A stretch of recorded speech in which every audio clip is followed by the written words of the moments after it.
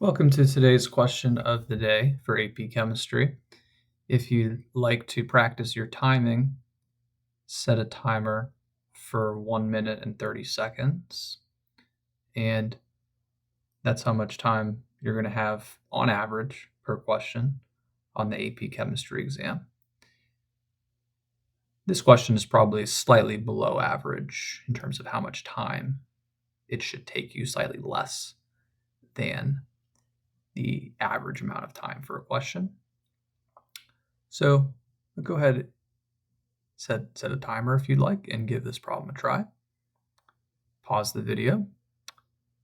I'm going to go ahead and go through the solution. So what we have here is a graph called a mass spectrum. And what it does is it gives you the different isotopes of an element, their masses, and on the y-axis, their relative abundances.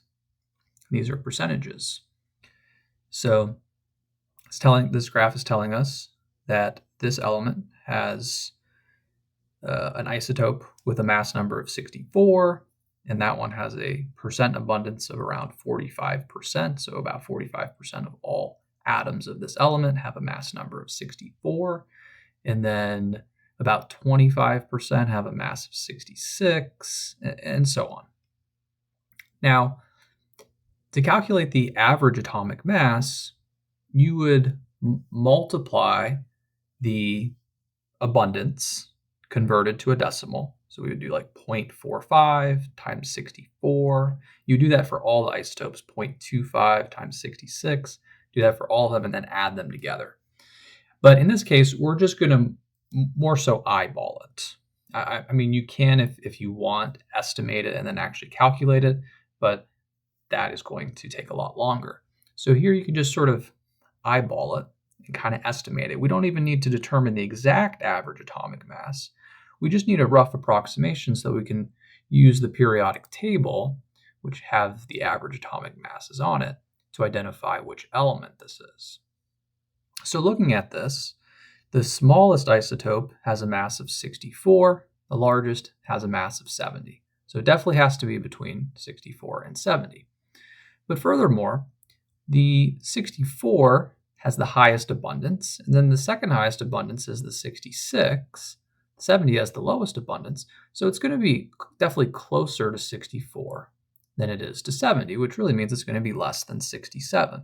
So it's going to be between 64 and 67, so maybe I would probably estimate like around 66, probably, because we do still have some masses over here that are going to kind of skew the average to the right a little bit. But we can say with 99.9% certainty, it's going to be between 64 and 67. So let's look at the options. So Cu, if we look at the periodic table, well, that's got an average atomic mass of 63.55. So that's close.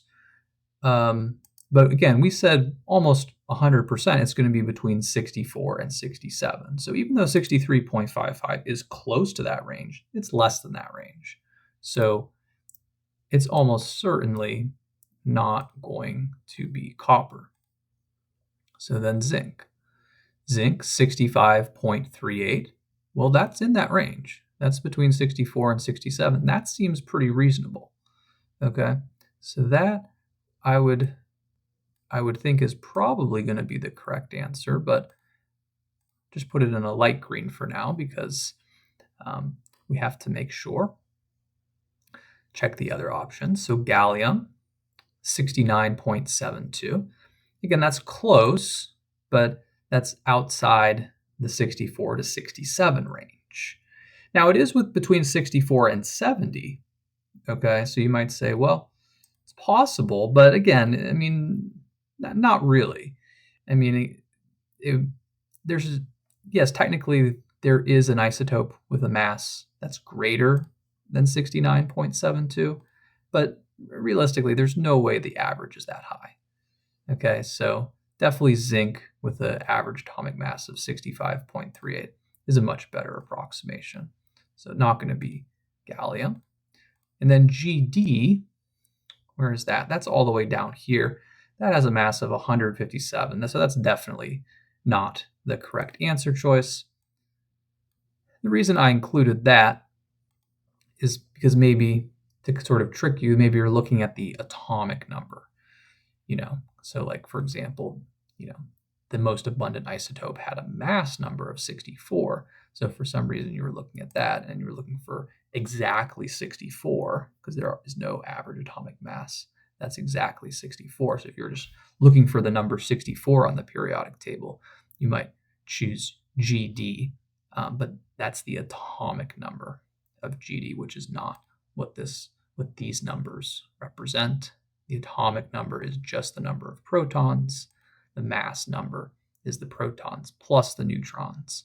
And then really we're trying to find the average atomic mass, which takes into account all of the isotopes and their relative abundances. So it is going to be zinc as your correct answer.